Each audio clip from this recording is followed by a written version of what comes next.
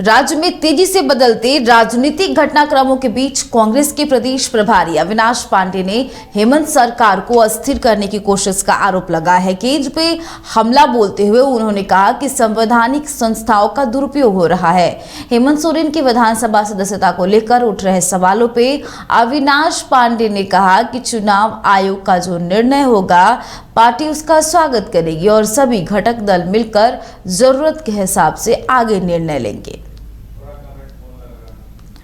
आपको बता दें कि कांग्रेस के प्रदेश प्रभारी अविनाश पांडे ने कहा कि सरकार को अस्थिर करने का प्रयास किया जा रहा है और साथ ही उन्होंने ये भी कहा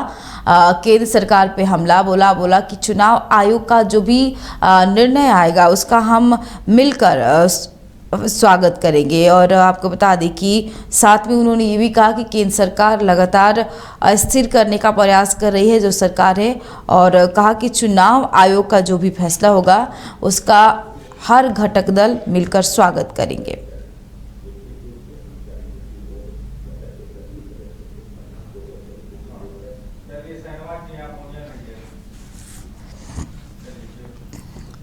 और इसी खबर पे और अधिक जानकारी के लिए फोन लाइन पे रांची से हमारे संवाददाता शहनवाज जुड़ चुके हैं। शहनवाज, कांग्रेस के प्रदेश प्रभारी ने कहा है कि केंद्र सरकार के द्वारा राज्य सरकार को अस्थिर करने का प्रयास किया जा रहा है। बिल्कुल, ये वीडियो संदेश जारी करके उन्होंने इस बात को कहा है कि झारखंड में मुख्यमंत्री हेमंत सोरेन की विधायकी को लेकर मीडिया में खबरें चल रही हैं। उन्होंने कहा कि जो भी खबरें आएंगी चुनाव आयोग के माध्यम से पार्टी उसका स्वागत करती है, सरकार उसका स्वागत करती है और निर्णय आने के बाद तमाम घटक दल एक बार फिर बैठेंगे और फिर से कोई निर्णय लेंगे ताकि सरकार की सेहत को कोई खतरा नहीं हो। उन्होंने सीधे सीधे बीजेपी पर आरोप लगाते हुए कहा कि बीजेपी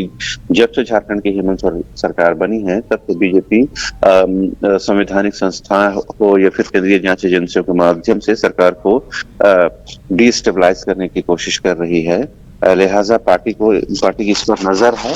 और कहीं न कहीं पार्टी अपने आप को और सरकार अपने गठबंधन को एकजुट रखने के लिए हर मुमकिन कोशिश कर रही है। उन्होंने कहा कांग्रेस के सभी विधायक जो हैं वो एकजुट है और उन्होंने जेएमएम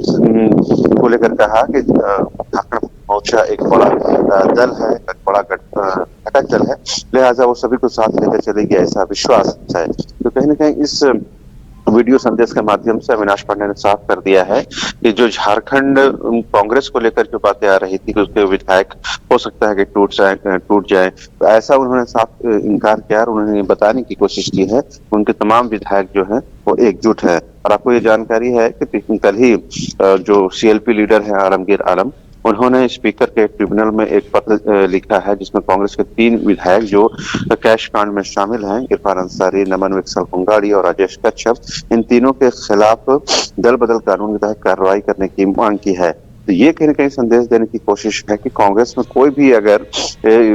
दूसरे पक्ष में जाने की कोशिश करता है या कोई पार्टी के खिलाफ काम करने की कोशिश करता है तो उसके खिलाफ पार्टी के बैनर तले एक बड़ी कार्रवाई होगी। उसका संदेश इन 3 विधायकों के माध्यम से दिया गया है और ऊपर से अब